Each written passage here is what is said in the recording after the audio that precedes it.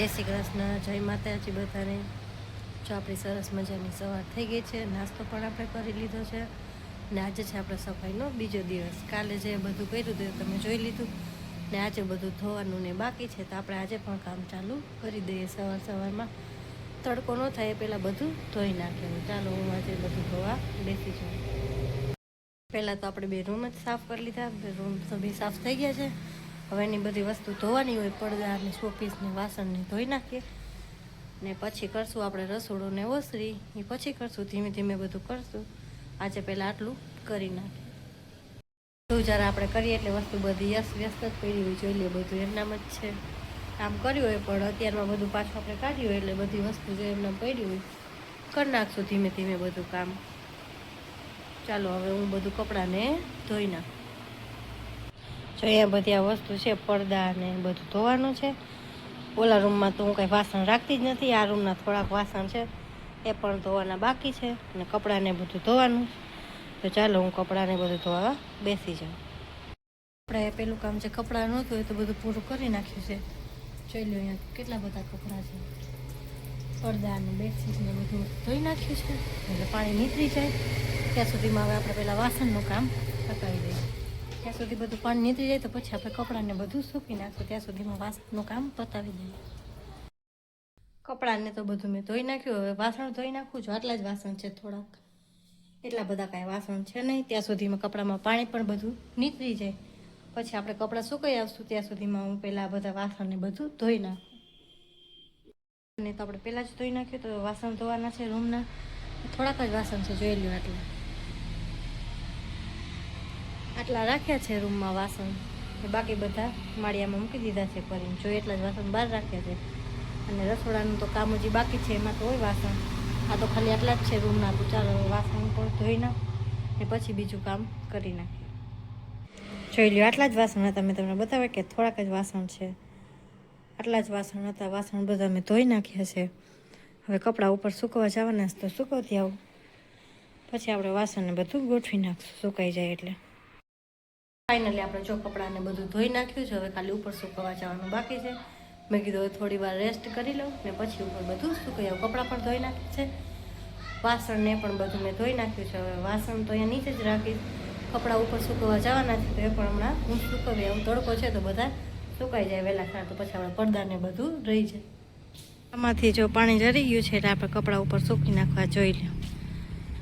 કેટલા બધા કપડાં આપણે બધા ધોઈ નાખ્યા છે, કપડાં પોછાડને બધું ધોઈ નાખ્યું છે। તડકો પણ સારો છે જોઈ લો, એટલે બધું ફટાફટ સુકાઈ જાય પછી આપણે બપોરે બધું પડદાને બધું ચડાવી દઈએ। ને આટલા કપડાં આજે ધોઈ નાખ્યા છે, કપડાં ને વાસણ એ બધું તો ધોઈ નાખ્યું, કપડાં પણ સૂકવી નાખ્યા। હવે આ મોર ને આ ફ્લાવર્સ ને આ બધું ધોવાનું છે, એ પણ બધું ધોઈને સૂકવી નાખવું। મોર ને બધું ધોવાનું તો એ પણ ધોઈને જો અહીંયા સૂકવી નાખ્યું છે બધું। વાસણ ને બધું સુકાઈ જાય ત્યાં સુધી કાલે એક કબાટ કર્યો તો આજે એક કબાટ કરવાનો બાકી રહી ગયો છે, તો આજે એક કબાટ પણ કરી નાખું ત્યાં સુધીમાં બધું સુકાઈ જાય। રૂમનું તો બધું કામ થઈ ગયું છે, હવે ખાલી એક આ કપડાં વગવાના બાકી હતા, કાલના કપડાં હતા એ બધા વગવાના જો અહીંયા પડ્યા છે, એ કપડાં પણ આપણે વગી નાખશું। પહેલાં કપડાં બધું ધોવાના હતા એ ધોઈ નાખીએ પછી હવે અંદરનું કામ કરશું, નકર બહાર તડકો થઈ જશે ને તો કામ નહીં થાય। અને રાતે કાલે મેં એવું બાંધી હતી ને ચૂની તોય આમ મને શરદી જેવું અત્યારે થોડું થોડું લાગે છે એવું, કારણ કે રજ ને બધું અંદર ગયું હોય એટલે એટલી તો શરદી છે જ। આખી રાત મને આમ નીંદર ન આવી, ગળું ના કેટલું બળતું હતું, બાંધ્યું હતું તો એ ન બાંધ્યું તો મારી હાલત શું થાય વિચારો તમે। ચાલો આગળ બ્લોગ જોતા રહેજો। કાલે એક કબાટ તો આપણે સાફ કરી નાખ્યો તો, આજે બીજો કબાટ સાફ કરી નાખીએ। કપડાં ને વાસણ ને બધું જે ધોવાનું હતું એ બધું તમે ધોઈ નાખ્યું છે ને ઉપર સૂકવી પણ દીધું છે, અને હવે આજે બીજો કબાટ સાફ કરવાનો છે એટલે મેં પણ કાઢી લીધા છે કપડાં બધું। જોઈ લો અહીંયા સેટી ઉપર ઢગલો કરીને નાખી દીધું છે, એ બધા સરસ રીતે સંકેલી નાખવું ને ઇસ્ત્રી કરવાનું કામ તો આપણે પછી કરશું, કારણ કે હજી ઘણું કામ છે એટલે આપણે આ પહેલાં જે કામ કરવાનું કરી નાખીએ ઇસ્ત્રીને તો બધું છેલ્લે પણ કામ થાય। અને હવે આપણે પહેલાં કપડાને બધું સંકેલવાનું છે, સંકેલીને આપણે બીજો કબાટ પણ સાફ કરી નાખીએ સરસ। ચાલો તો હું કબાટ બીજો કરી નાખું, તમે આગળ બ્લોગમાં જોતા રહેજો અને બ્લોગ પૂરો જોવાનું તો ભૂલતા જ નહીં। બીજો કબાટ પણ સાફ કરી નાખ્યો છે અને હવે બપોરના વાગી ગયો છે એટલે મને ભૂખ પણ લાગી છે, એટલે હવે હું પહેલાં જમી લઈશ, જમીને થોડી વાર રેસ્ટ કરી લઈશ, સૂઈ જઈશ થોડી વાર, ને પછી ઉઠીને પાછું કામ આપણે ચાલુ કરી દઈશું. પહેલાં જમી લઈએ. ચાલો, હવે મને ભૂખ લાગી છે તો હું પહેલાં જમી લઉં ને ચાલો જમવામાં આજે શું છે તો પણ તમને બતાવી દઉં. ભૂખ લાગી છે એટલે જમી લઉં, કારણ કે રસોઈ તો કાંઈ બનાવવાની હોય નહીં. સવારમાં જ આપણું ટિફિન થઈ ગયું હોય એટલે સવારમાં જ આપણી બધી રસોઈ બની ગઈ હોય અને મને પણ ભૂખ લાગી છે એટલે હું પણ જમી લઉં. જમવામાં તો આજે બનાવ્યું છે ચણાનું શાક ને રોટલી ને એવું છે, તો જમી લો. ચાલો તમને બતાવું કે દેશી ચણાનું શાક કેવું થાય ને તમને બધાને ભાવે કે નહીં એ પણ બધા કોમેન્ટ કરી દેજો. ચાલો હવે હું જમવા બેસી જાઉં ને તમને બધાને પણ બતાવું કે આજે જમવામાં શું છે. જોઈ લો, જમવામાં છે દેશી ચણાનું શાક, આ રાતે પાઉંભાજી લઈ આવ્યા હતા એ, રોટલી, પાપડ શેકી નાખ્યા, મરચું, ઠંડી છાશ. ચાલો હવે હું જમી લઉં. જમી તો આપણે લીધું છે, થોડી વાર આરામ પણ કરી લીધો. હવે મંદિરને બધું સાફ કરવાનું હતું. જો આ કાનુડાના વાઘા નીકળ્યા છે, સરસ ધોઈ નાખ્યા છે.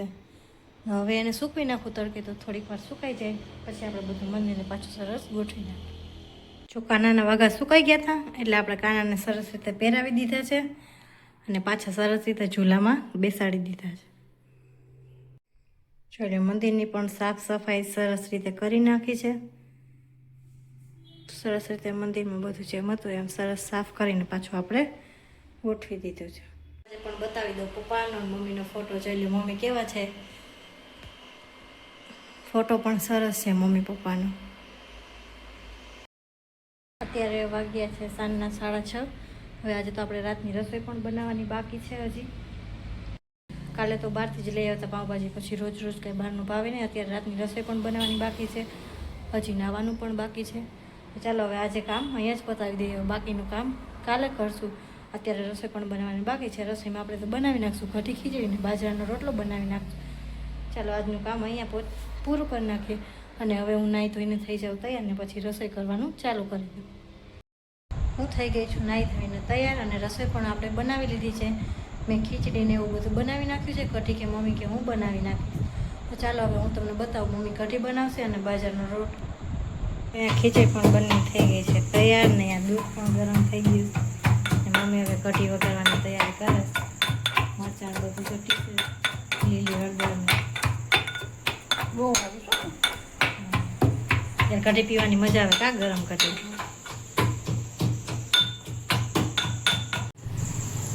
કઢી બનાવું છું માખણમાં. માખણમાં તમે માખણમાં કોણ બનાવો? તમે માખણવાળી ભાવ ક્યાં બધા? હા, મસ્ત થાય. બનાવી જો ખરા એકવાર. જોઈ લો માખણ કેટલું બધું.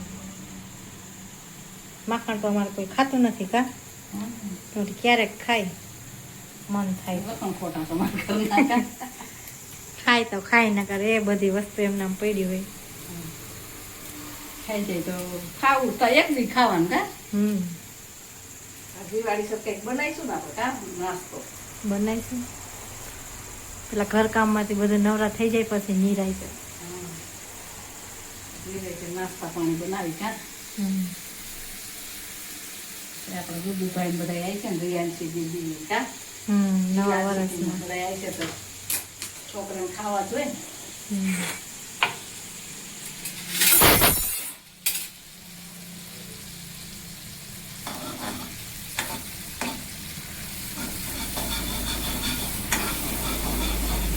રાઈ નાખી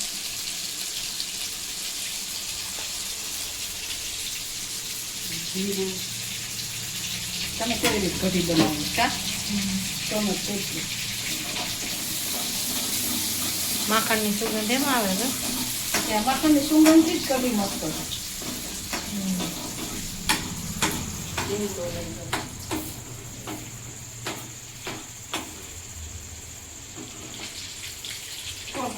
કઢી બનાવી કોમેન્ટ કરજો કા.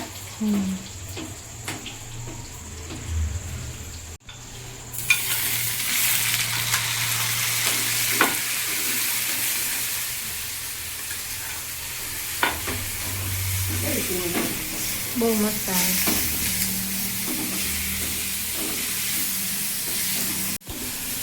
મસ્ત મજાનું બધું કપડાને લીલું લસણ, લીલી ડુંગળી, લીલા મરચાં, આદુ, લીલી હળદર બહુ મસ્ત કઢી બનો છો સુગંધ કેટલી મીઠી મીઠી આવે શાક ખાવાની મજા આવી જાય બધા આવી જો ખાવી હોય તમે કેવી રીતે બનાવો છો કોમેન્ટ તો કહેજો મગફળી કઢી કોણ બનાવે કા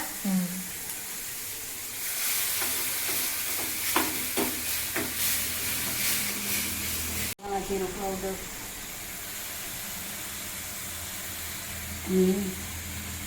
હળદર તો આપણે લીલી નાખી છે ને થોડીક નાખી હા જીરું ને હળદર નાખીને એમાં જ મસ્ત કઢી થાય આ તો પીળી કઢી બનાવી કા તો સફેદ કઢી બનાવતા સાસ નાખવી તમે કેવી રીતે બનાવો કોમેન્ટ કહેજો ખરા અને સારી કઢી બનાવી બહુ મજા આવે છે ખાવી હોય તો બધા આવી જ જાય છે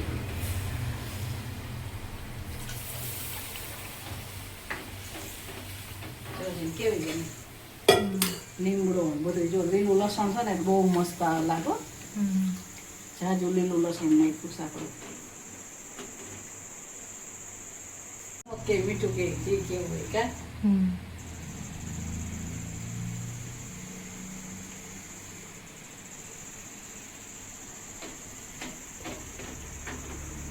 મમ્મીએ સરસ મજાની માખણમાં કઢી પણ વઘારી નાખી અહીંયા દૂધ પણ ગરમ થઈ ગયું છે ને અહીંયા ખીચડી પણ બની થઈ ગઈ છે તૈયાર બસ હવે જમી લેવાની વાત હાલો બધા વારું પાણી કરવા જો કઢી ખીચડી વેફર બાજરાનો રોટલો મસ્ત મજાનું સાદું ભોજન બનાવ્યું છે ખાવાનું હવે બધાને વારું પાણી કરવાનું કઢી ખીચડી ખાવા હોય તો પૂગ્યા હોય અમારા વિડીયો સારા લાગતા હોય તો લાઈક શેર ને સબસ્ક્રાઈબ કરવાનું ભૂલતા